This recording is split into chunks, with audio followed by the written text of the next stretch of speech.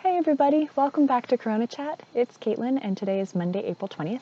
And I wanted to talk a little bit about immunity because I've been seeing a lot of questions circulating about immunity. So things like, if you get COVID-19, does that mean you're immune? And if that's the case, shouldn't we just all try to go out and get ourselves infected now so we have herd immunity for the future? So before we talk about coronavirus specifically, let's talk about viruses and immunity in general. Now, this is going to be a major oversimplification of some really complex stuff, and my immunologist husband is over there just totally cringing right now. But it's a start to get us all on the same page about immunity and what that means for getting back to normal. So we normally think of immunity as something you either have or you don't have, right? Once you've been infected by something, you fight it off and you have immunity. But it's not so simple.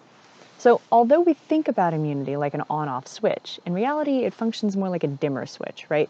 So sometimes we have strong immune responses that train our bodies to recognize the virus and fight it off in the future, and sometimes we have weaker immune responses that train our body to recognize and respond to part of the threat, but that isn't 100% accurate.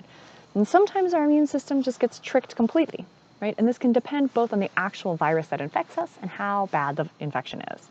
So in other words, viruses and immunity to viruses lie on a spectrum, right?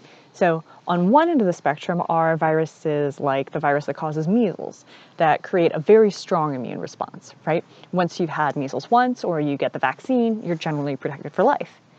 On the other end of the spectrum, we have viruses like HIV, right? So once you're infected, even if you're able to keep your viral load so low that it's undetectable because you take your medication, you're never immune. In fact, you could be infected by another strain of HIV, even though you're already HIV positive, right? And most viruses are somewhere in the middle of this spectrum, and sometimes can work in kind of weird ways. So a really good example of this is herpes zoster, which is the virus that causes chickenpox. So I'm dating myself a bit here, but I'm old enough to have gotten chickenpox as a kid, as perhaps some of you are. And if you kind of go back on memory lane with me, right, there were two ways that these infections would typically present. So sometimes kids got really bad cases of chickenpox. They were covered in rashes, they had really high fevers, but they ended up being protected from chickenpox. So if the chickenpox went around school again, they didn't get it a second time. Some kids didn't get that sick the first time, right? They got some spots and a low fever, but not full-blown chickenpox. But this infection wasn't enough to engender a full-blown immune response. So when the chickenpox went around school again, they got it again. And the later cases were usually severe enough to give them immunity. And some kids were really unlucky, like me. I got it 3 times, right? So developing an immune response was really important because it protected you from getting chickenpox again. And chickenpox as a kid wasn't that big a deal, but getting chickenpox as an adult could be very serious, right?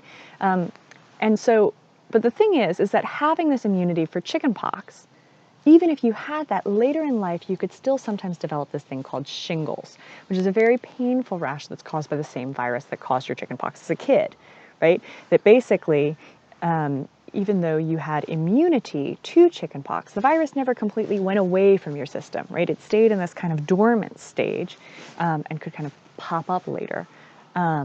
In this thing called shingles. So even though your immune system was able to protect you from getting chickenpox again, it couldn't necessarily protect you from the virus flaring up again and affecting you in different ways, right? The point of all of this is that a single virus can create lots of different kinds of immune responses, and people's immune responses can be different to the same virus, right? How does this all relate to coronavirus?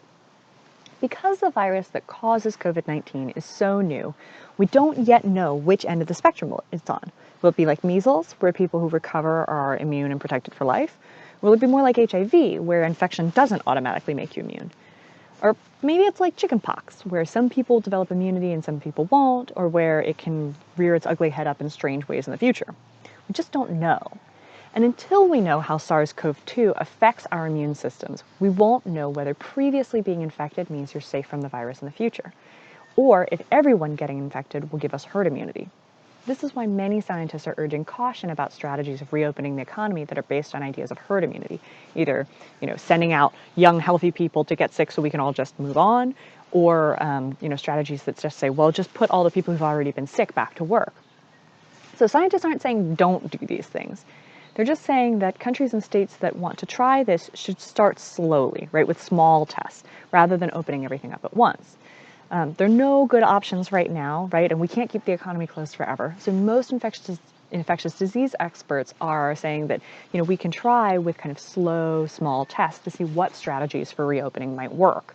But that we need to be prepared to shut things back down again if it, turns out that we start to see cases go back up, right? So your good news for today is that a nurse at University Health System in Texas, Tommy Austin, has developed a version of a surgical mask that could be used by healthcare workers if N95 mask supplies run out. A local alteration shop in Texas is helping getting these produced. Patterns aren't available publicly yet, but as soon as they do become available, we'll be sure to share the details. In the meantime, remember, we're all in this together. Take care of each other, stay safe out there, and I'll see you back tomorrow on CoronaChat.